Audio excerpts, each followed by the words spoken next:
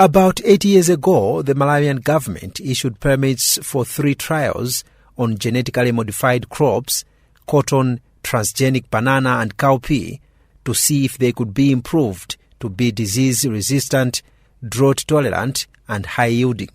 After a lengthy but successful trial, a genetically modified cotton variety, commonly known as BT cotton, was approved for commercialization, and most farmers are now growing it. Many are speaking of profound benefits. However, trials for the transgenic banana and BT cow pea being conducted by the Lilongwe University of Agriculture and Natural Resources, Luwana, were suspended due to logistical issues and a lack of funding, according to Dr. Kingdom Kwapata, biotechnology researcher for Luwana. The initial challenge was the reluctancy of the Department of Agriculture Research Services to be part of this process, and their restriction for Luwana to use their research sites. That was the main issue. The funding issue came in later because the donor was frustrated. And there's no way that if you have resources for a specific period of time, it must be used within that time. So if you go beyond that, then the donor becomes frustrated.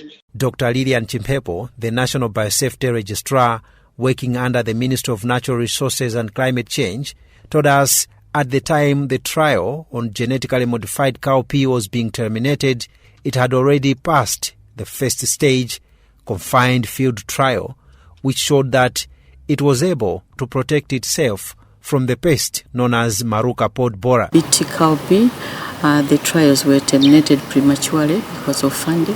The trial for BT cow pea, the modified cow pea, was being researched as one which could provide resistance to one of the economic pests in cow pea, which is a Maruca pest. The Maruca pod borer destroys up to 50% of pods and can only be controlled by spraying insecticides at least 8 times in its 3 months life cycle.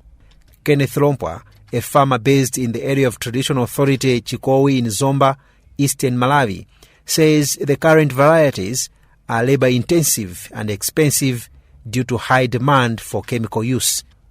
For a half an acre, he spends up to 70,000 kwacha or $67 on chemicals. Pests are the main problem. When there's too much rainfall, the crop easily gets attacked by diseases. If there could be a way to prevent such disease attacks, it would greatly help us as farmers. That is just for half an acre.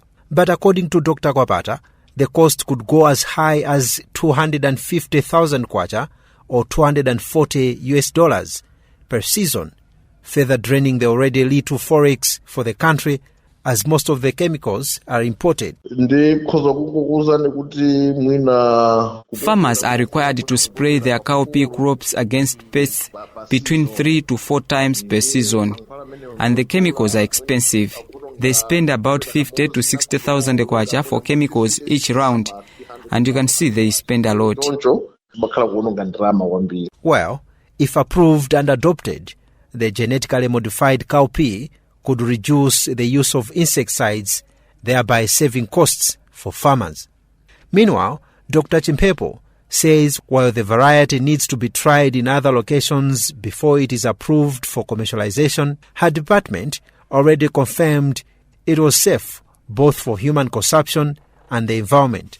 Another Luana-based lecturer, Dr. Ebo Sefasi, says the delays to complete the trial is depriving the country of huge opportunities to grow her economy, as genetically modified cow pea varieties have proved to be effective in other countries. So what should be done to remove those fears is to make sure that we talk to the public clearly.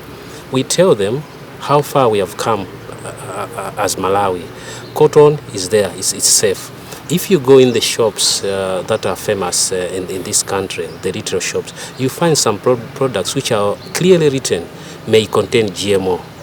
And like I said, in this world for more than 20 years, from the 1990s, there has been no scientific research that has shown that GMOs will cause cancer. there is no published result that has shown that allergenicity, toxicity, environmental issues have been caused by GMOs. When contacted on the matter, Minister of Agriculture's Director of Research, Dr. Grace Kaudzu, said she needed more time to gather information since the trial was not directly being conducted by her ministry.